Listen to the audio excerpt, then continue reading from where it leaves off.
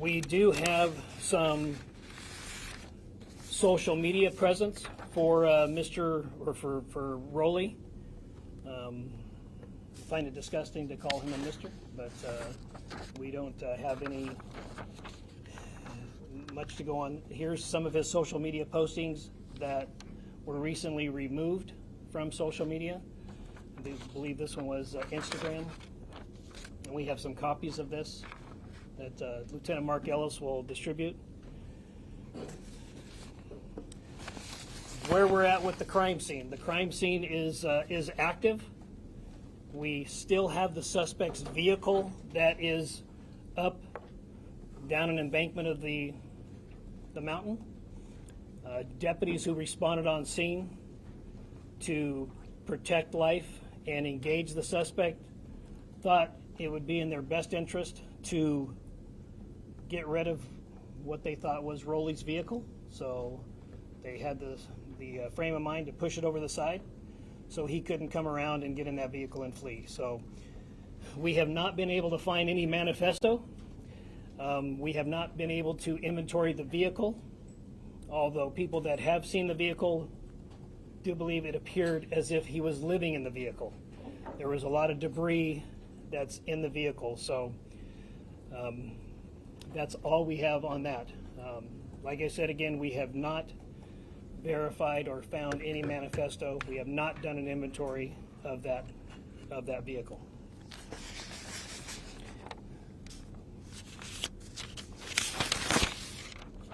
I'd like to give you an update on the fire that we believe Rowley started.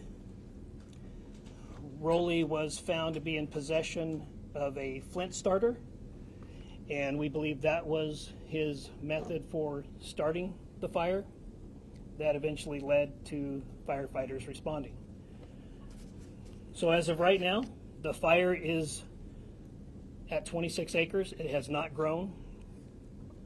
It is a slow progress because it's very difficult terrain to get assets, ground assets up there. Idaho Department of Lands is putting a lot of water on it from aerial supports, so that's going rather well. They believe they'll have a fire line around it by dark tonight. There are no structures that are threatened. Again, I'd like to say that last night about 11 p.m. we did receive information that an individual jumped from Veterans Bridge. That is not related to this situation whatsoever. We don't find any nexus to the murdering of the two firefighters and injuring of one. Now we have some of our incident commander who was here last night. That was the incident command of the scene. We have some of our SWAT operators that were here last night, and we had about 27 containment points on this mountain. And just to give you an idea, when you're setting up a containment in an urban setting, you might have 1, 2, 3, 4 blocks that you're setting up a containment on. But when you are setting up on a mountain, that just provides a lot more difficult dynamics than if it were a city block. So we, to the 27 containment points, we had 2, 3, 4 officers per containment point. And then we have a primary containment point where we believe the suspect is. And then we have a secondary containment point. And we absolutely utilized every resource that responded to the command post. And I do have the incident commander from last night if there's any questions. Kevin and Jeremy Heil, Kevin Smart, can you come up here just to be here just in case somebody has any questions? And coming up, can I ask one question? Yeah. You mentioned that there was no prior record. Are you talking specifically in Idaho, or is this also for California and Arizona? at this time, we can't locate a criminal record for this individual. we've had interactions with him, but we don't find a criminal record with him. Also, we don't find that there's any nexus to any Islamic Jihad, which is also being disseminated on social media. We don't find that there's a nexus to that either. Sure. Are you taking questions? Yes, we're going to take questions. Alex with the spokesman review. So are we clear, did the suspect die by suicide or was he shot by police? Do you know that yet? It appears that he shot himself. Yes. Do you know if he was stockpiling weapons up there or why he was on the We're- map specifically? One gun, multiple guns? We have information that he at one time wanted to be a firefighter. So we don't know if there's a nexus to that desire and what happened yesterday, but there is information that we've received that he at one time wanted to be a firefighter. So we're still processing the scene. It's going to take a few days to do that, especially with the current fire that's there. So, John? Sheriff, had you had any communication with the fire district about a potential job there? We have checked some of the fire entities here, and we have not located where he had either put in an application or put in some sort of a interest form. We have not found that yet. So that, yeah, we have not found that. One more question here. There's supposed to be a video on Instagram. Was this posted right before the ambush? Well, it was discovered right before, but I don't know how long it had been there. Okay. Yeah. Do you have any indication of the motive? Yeah, no, we don't have any indication of any motive at this time. And we, certainly we will continue to investigate that, but obviously we go on intent, and so, but we will certainly find out, or if there's any evidence to believe that there was a motive, we will do that. And I think an inventory of the vehicle would be a good place to start. Do you think his desire to potentially become a firefighter is part of this? We just don't know. Yeah, we just don't know.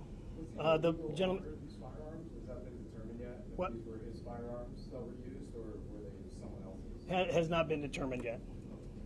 Lady in the green?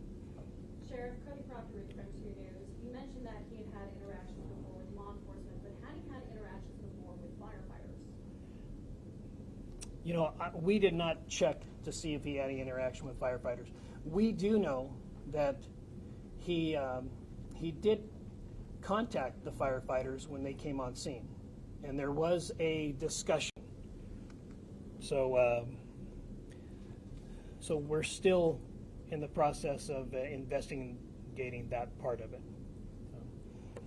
Gentleman in the blue in the back.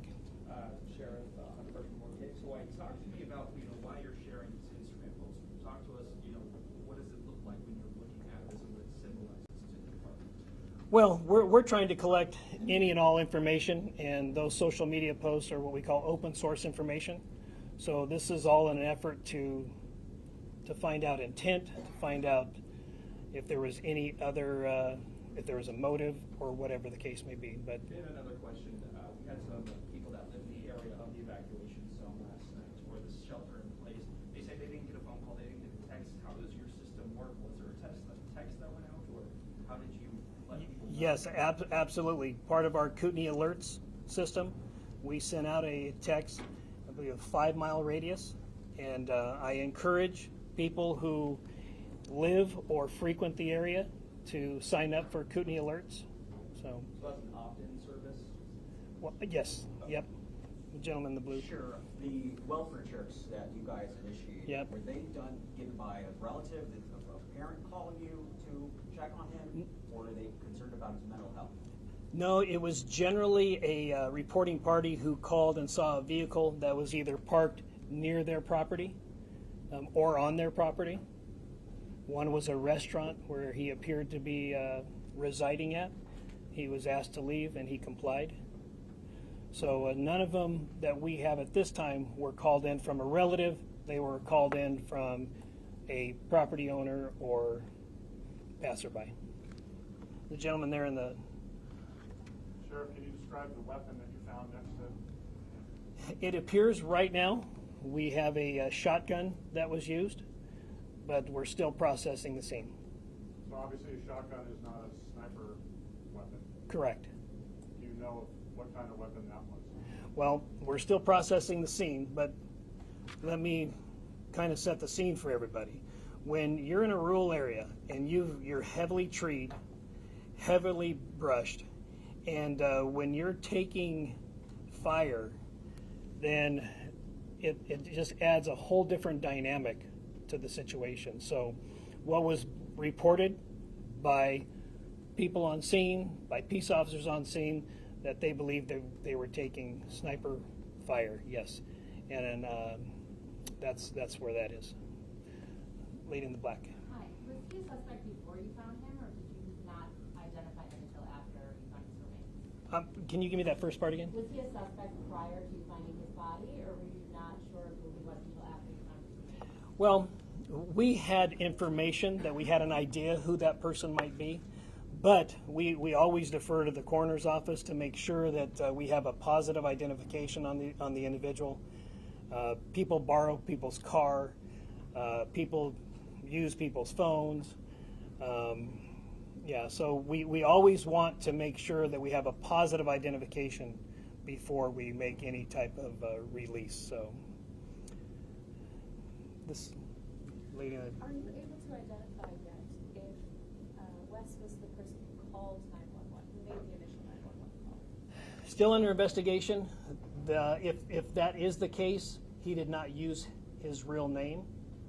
So, but it certainly will be part of the investigation. But we had an individual called, a male, and he did not use the suspect's name. So. And one more clarification, because I think I misunderstood. Did you say there was an interaction with first responders There was an interaction with the firefighters. when they first arrived on the scene? Correct. What was that like? It had something to do with his vehicle being parked where it was. So, yeah. The gentleman in the blue in the back. Sure, can you tell us what type of bullets then were used in the attack on the scene for 3 firefighters? Because obviously you know you were shot there. Right. Well, we know that some rifled slugs were used, and a rifled slug is a pretty big projectile. Anybody know off the top of their head how many grains a rifled slug is? What gauge is 1 ounce? Yeah. So generally going to be a 1 ounce piece of metal. But we also have some fragmentation of something. So it's still early on. You know, we have some smaller projectiles, and we don't know if that was a fragmentation of one of the rifled slugs or another weapon. Like I said, we are still processing that scene. The firefighters are putting water on it, so we're still processing that. Yes, sir. Sheriff, can you tell us how sophisticated you think this ambush was? Or do you think this was an interaction that went badly? And one more thing, we were just right outside the scene, and we saw a firefighting vehicle come down with 3 completely flat tires. Were spikes used? Was that part of the ambush? No, part of once the rounds started to exchange back and forth, and when deputies got on scene, part of the theory was we don't want him to be able to circle back around and get into either one of the fire trucks or his own vehicle. So deputies disabled the trucks, and they pushed over the suspect vehicle off the side of the mountain. I mean, that just gives you a sense of how chaotic the moment must have Oh, been. yeah, They're yeah. disabling, crippling their own vehicles so that the suspect that's unseen and elusive wouldn't be able to circle back and use it.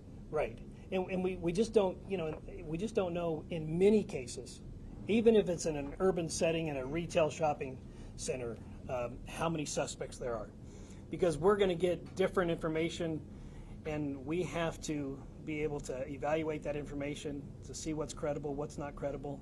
We always want to err on the side of caution, but initial reports were there was more than one suspect. Right here in the. I just want to make sure I'm completely clear on this. So at the moment, as things stand as far as the weapons go, you were confident that he used the shotgun. It's possible that he used another weapon. You're not absolutely sure, and you don't know what that other weapon would be. Is that right? Yeah, we're still processing the scene. So we know that there was a shotgun used. Absolutely. 100%. We know that for sure. So Sir, I'm sorry, this is really asking. Do you have like survivalist training or any type of like? we cannot find any evidence that he has had any type of survivalist training. Now, he did grow up in a, from what we understand, he did grow up in a arborist family, and that they climb trees. And we did have reports that he was shooting at first responders via a tree. So he does have experience climbing trees. I also just wanted to clarify, you had said in the previous press conference, you were talking about misinformation. This is kind of going off the beaten path, but can you elaborate a bit on what that misinformation was? And I guess it felt like you had said families were finding out via Facebook, and I wanted to clarify that. Yeah, so what happened, firefighting and EMS channels here in Kootenai County are not, what's the word I'm looking for? Encrypted. They're not encrypted. Law enforcement channels are encrypted. So pretty quickly, there was audio of the help call that came out and was broadcasted on social media. And that is just really, really hard on the families. Had they heard that, and I don't know if they did or didn't, but had they heard that, they would be able to identify their voice of their loved one and just make a chaotic situation more chaotic. So that's one of the. I just want to be clear, none of the families were notified through social media. They were. I don't know. I Okay. wasn't involved in that part of it. Yeah, I do not know. Lady in the black there. Sure. In terms of just the timeline, I know they provided us with one already, but where does that interaction, that first interaction with firefighters fit there? If they have that interaction, how soon after that is there gunfire? There was an interaction. So they arrived on scene. The initial call was about approximately 1:20. They arrived on scene. I'm going to guesstimate, but I would say probably about 13:50 or about 10 minutes until 2 o'clock. Somebody. One question I have is, you mentioned when you were doing welfare checks, what were those interactions like? Was the suspect just acting normal? Was there anything off about him at all during any of those interactions? Or was there anything that stuck out for those? Yeah, he cooperated on each one. He was told that, hey, the owner is asking you to leave. He left. There's certain criteria that we have to meet to be able to engage in somebody's well-being, and he did not meet those requirements at the time. So, yeah. Jeremy? The shooter's body, is it in a condition where we can determine if there's some drugs or medication in the system? That'll be part of the autopsy, yes. Do you know how long he was here in Idaho, and also just, I know this is like a popular recreation area, so how many people, just members of the public, may have been up there doing all of this hiking and just enjoying the day? Well, it is a popular trail. As far as how many people actually, Lieutenant Klinkefus, do you have any idea of how many people might use it's like 25 miles of trail up there. Yes, sir. On a Sunday afternoon, there could be a couple hundred citizens up there. Folks who use dirt bikes up there, they hike, mountain bike, e-bikes, very popular. I don't know exactly how many were there at that moment. There could have been several hundred on the mountain at that time. Were they rescued? Like, were law enforcement jumping, helping rescue them, get them out? There were people that were still coming down the mountain, and this is at approximately 30 hours, or about 3:30 yesterday. So people were still coming off of the mountain.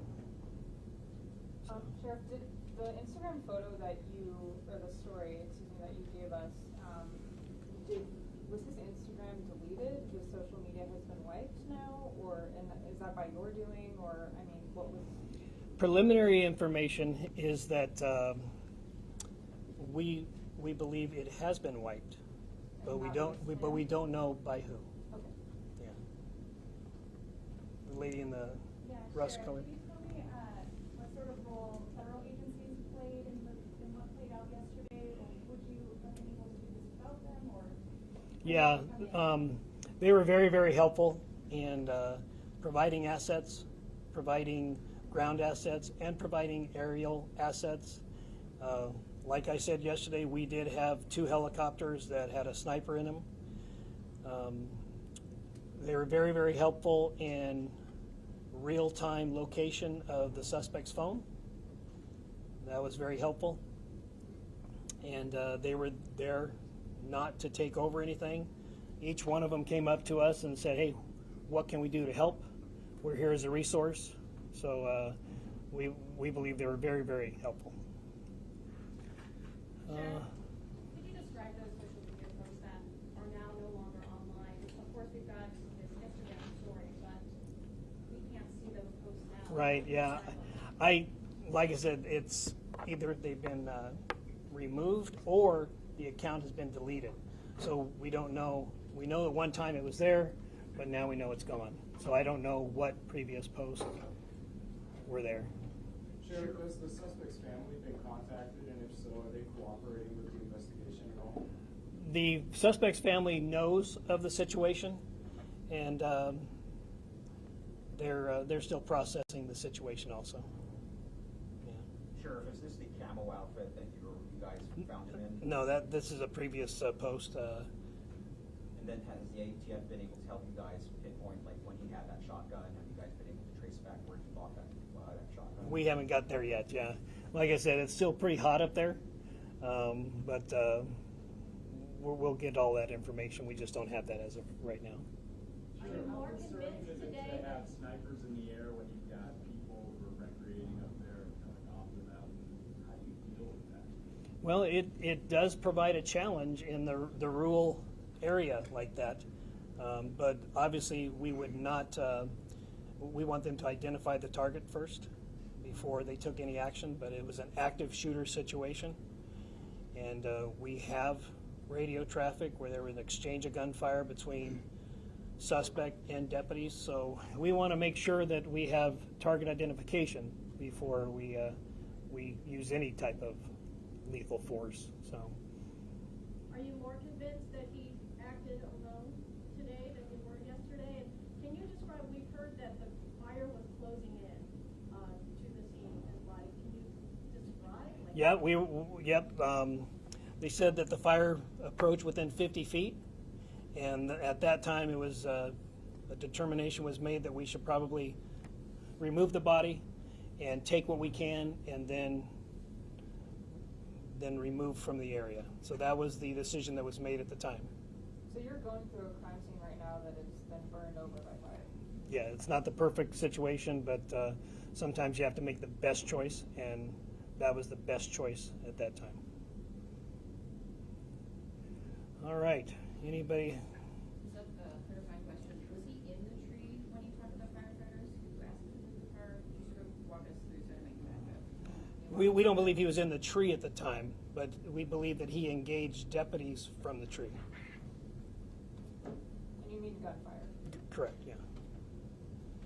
Last night you mentioned that there was a belief that he could be running from spot to spot. Has that been determined that he was moving actively across the mountain? Still under investigation. You know, we want to make sure that we do a complete search of that area, that there's no guns left over. So still under investigation. And then, is there anything you want the public to really understand about this, or do you want them to not do, or any kind of notice? Well, we're still processing the whole situation, but until the Coeur d'Alene Fire Department and the Kootenai County Fire Search and Rescue, until they put out a press release on where to give, I would encourage people to wait for that. There is one particular entity called they just changed their name, but it's called Kootenai County Red and Blue Line. I know them for a fact. I know that the board of directors do not take any money from them whatsoever, but I can anticipate we'll probably have people that are going to take advantage of this situation and try to scam people out of money for it. So I would encourage people to wait until there's an official press release from both of those entities on where to give. Sheriff, really early in the wildfire investigation, but is there indication that he lit them in multiple areas, multiple spots on the mountain, or does it seem to have stepped in one spot? Yeah, right now we're still trying to contain it. It's not contained at this time. So until we can get it contained and get some investigators up there, then we just don't know at this time. Sheriff, are there 300 people that reports 300 law enforcement involvement? Yep. It's a war zone up there. How many shots were fired? Well, we don't know exactly how many shots were fired at this time, but at the beginning of this event, we knew that it was tragic, and we knew that there were reports that there were multiple shooters. Whether that turns out to be or not, in an operation like this, you always want to plan and prepare for the largest event, and then it's easy to scale down. But if you don't prepare for the larger event and you need more resources, it's not a good situation. So the train of thought is always prepare for a larger event.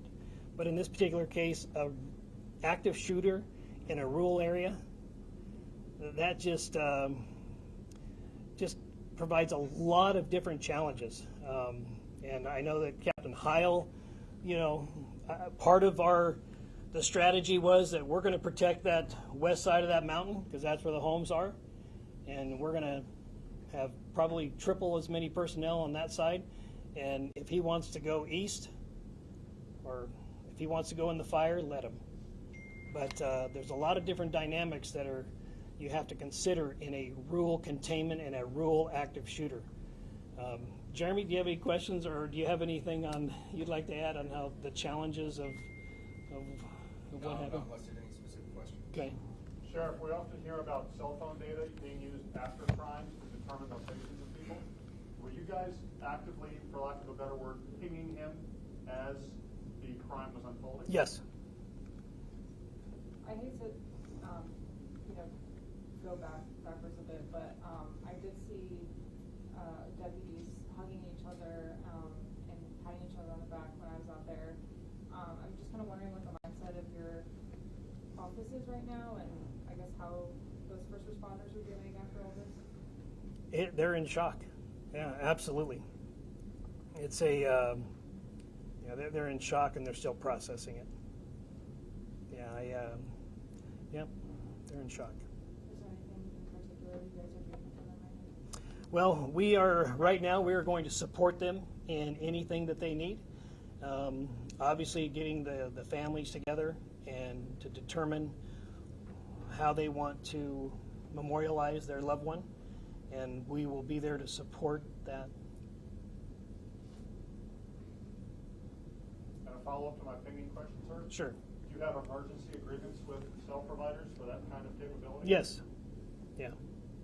And what do you do to enact that? You just make a call and say, we got to do this, and off we go? There are certain conditions and requirements that need to be met, but this was certainly one of those cases. Yeah. How effective were the drone units during this whole process?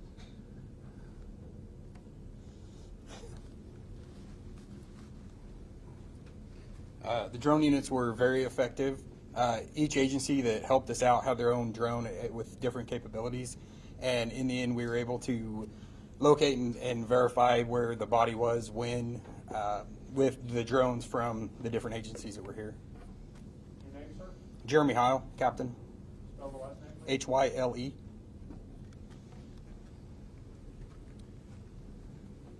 All right.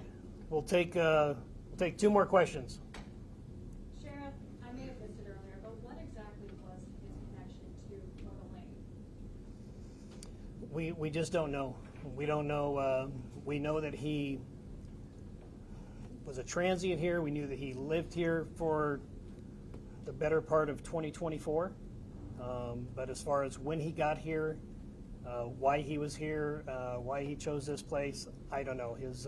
He has relatives in the the Priest River area, but I don't know why he chose that. We don't find any nexus to anything else. Maybe we'll find more once we do an inventory of the vehicle, but as of right now, we don't know. And then one more question.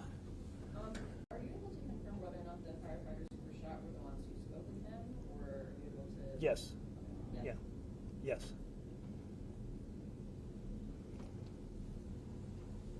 All right. Thank you very much. Appreciate you coming out and sharing this story with the public. So thank you.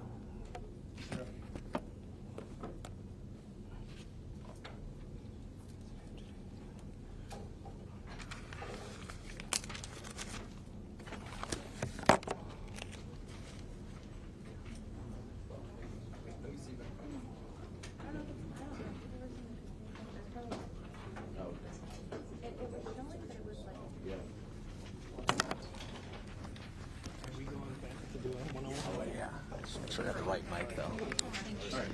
You can